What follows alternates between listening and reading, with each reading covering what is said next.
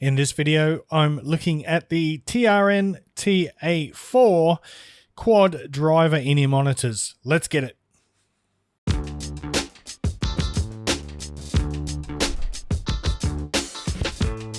What is cracking, audio fans? It's David here from Prime Audio Reviews. Hope you're having a wonderful day. Welcome back to the channel, or welcome here if it's your first time. So the TRN TA4, look, this is an interesting IEM. It's coming in at a price of $86. It is a quad driver. It's got two dynamic drivers and two balanced armatures per side. And let's have a look at the IEMs now.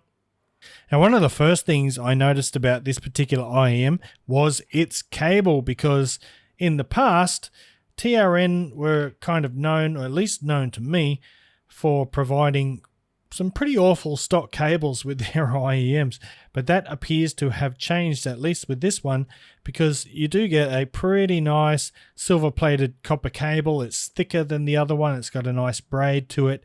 It just feels a lot nicer. But what's really great about this one is that it is a modular cable. So in the box, you get a 3.5mm, a 2.5mm balanced, and a 4.4mm balanced termination, and you can change them out at will.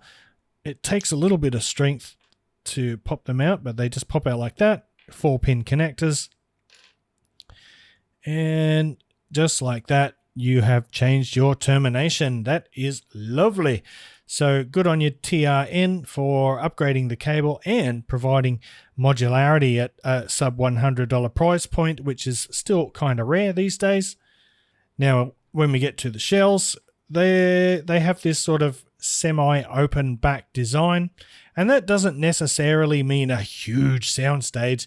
What it does do is it relieves internal pressure, so you won't feel that pressure, that cabin pressure, or that build up in your ear when you use these. And I haven't experienced any driver flex either. So there's the shell. Pretty nice, actually, very comfortable. They're fairly small for a quad driver unit, and I think they look pretty sweet as well. So let's get onto the sound, and we'll throw up the graph here.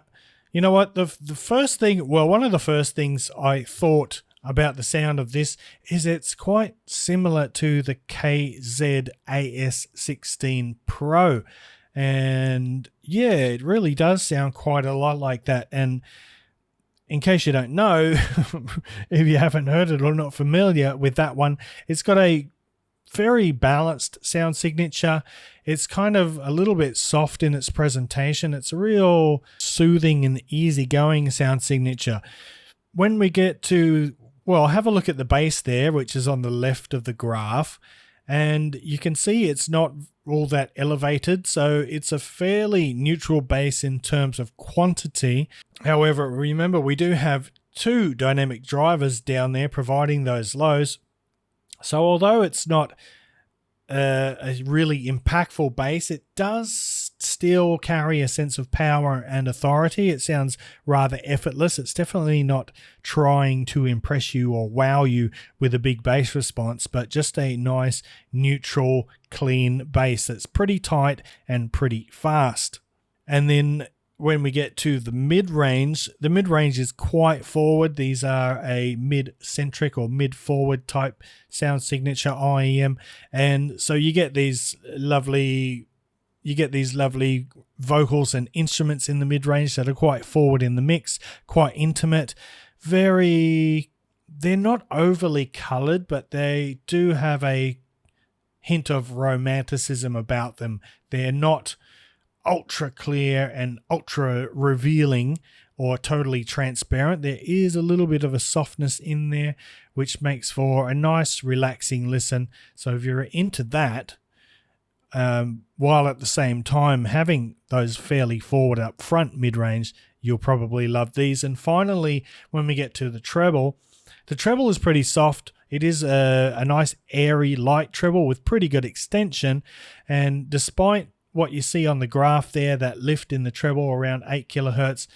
that often means a bit of sharpness or sibilance or shrillness, but I haven't experienced that with the TA4 here. It might be just an artifact of my measurement coupler, which happens often, but sometimes it's real and sometimes it is nothing at all. So in this case, that 8 kilohertz peak is really nothing because I don't find any sharpness or sibilance in the treble at all. However, there is a pretty rapid drop off after that 8K, and as a result, I think these are not good in terms of micro details.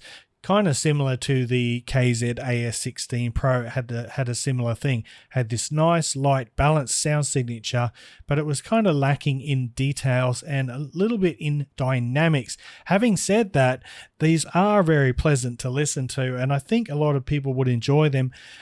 At that $89 price point, obviously there is a ton of really good competition, but these, I'd say the audio quality is worthy of that price tag if that's the signature that you're looking for and you're not really concerned too much about those tiny minute details. But if you're looking for overall nice mellow tonality with fairly good timbre and whatnot, you will be pleased. And especially if you are looking for something with a modular cable like that, then this is not a bad deal at all. So I'm going to wrap that one up there, guys. Thanks for watching the video. If you liked it, give it the old thumbs up, Parfam audiophile style. Notice I use my left hand today instead of the right one. If you are new here and you want to see more content, please consider hitting that subscribe button. And until next time, I'll see you later.